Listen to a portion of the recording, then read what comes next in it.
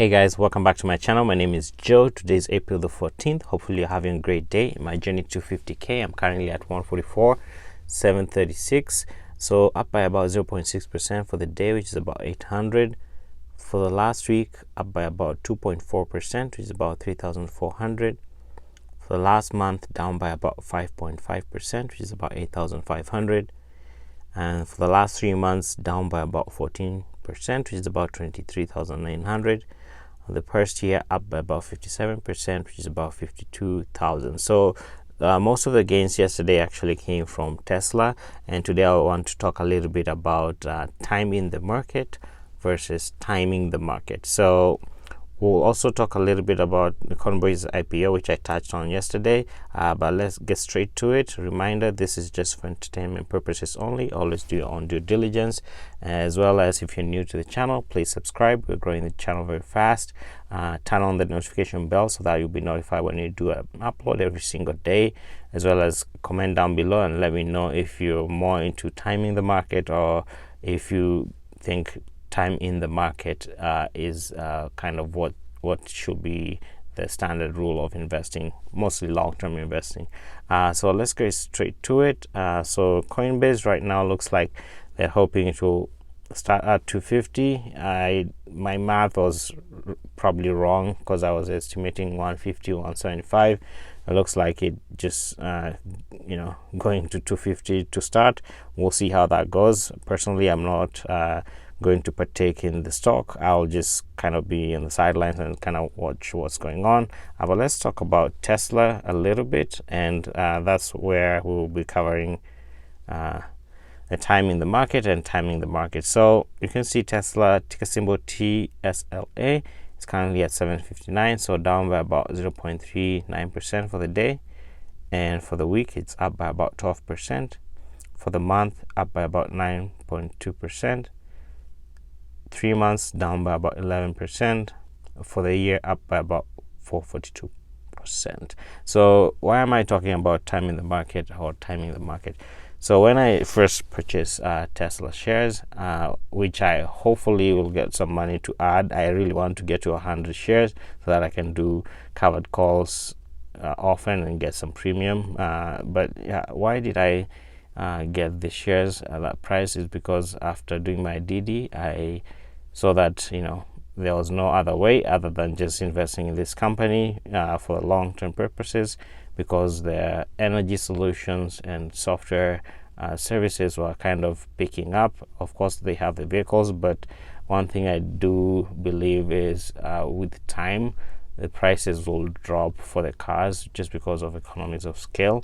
But just being in the market and investing in a company is the better route to go. So when you buy a company share or stock right now, and it even tanks, if you believe in a company, don't worry and start freaking out and panic selling. Just leave it there. And if you want, you can just delete the app and come back to it a year later if you don't do swings or day trades. So yeah, that's your time in the market.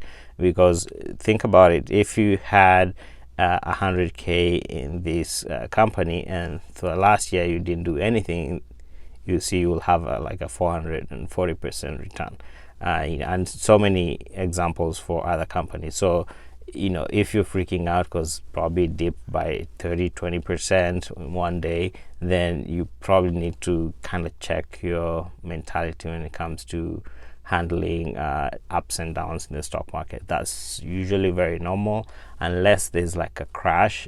Most of the time you should expect corrections. So if it's a 10% or up to like even 15% drop, you should factor those in your long-term investing journey.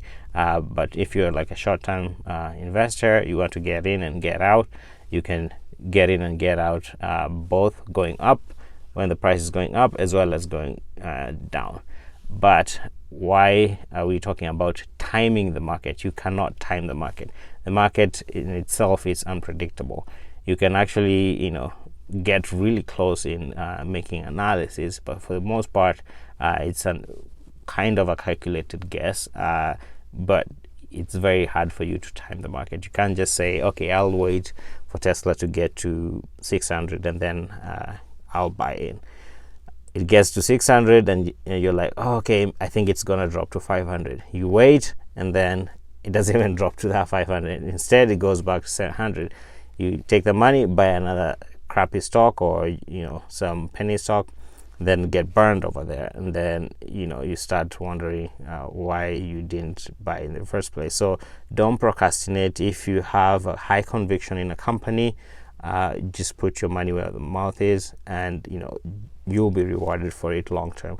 That's kind of pretty much my topic for today. I wanted you guys to know that you just can't time the market. Being in the market is all you need to be. Make sure you have funds on the side to take advantage of dips, and also if you know a little bit of technical analysis, which down the road we'll be talking about. We'll be talking about the patterns you should be looking for and know when to do entries and exits. I think that's gonna be beneficial to a lot of you guys, just because I think if you have a vanilla investor, it's kind of fun. If you don't really bother getting to know a little bit more about how stocks work, you just put money and hope it grows. But I think it's kind of nice to know the technical analysis part of it, as well as down the road I'm hoping to even introduce going through balance sheets, income statements, just kind of to walk through what you need to look at in companies, because sometimes it's good to listen to people online like me or other people, but when you yourself understand what you're looking for, it's kind of better that way. It's like being taught how to fish as opposed to being given a fish. I think you benefit a lot. But yeah, that's it for me. Hopefully you're having a great day. Be green, be safe. See you on the next one. Bye.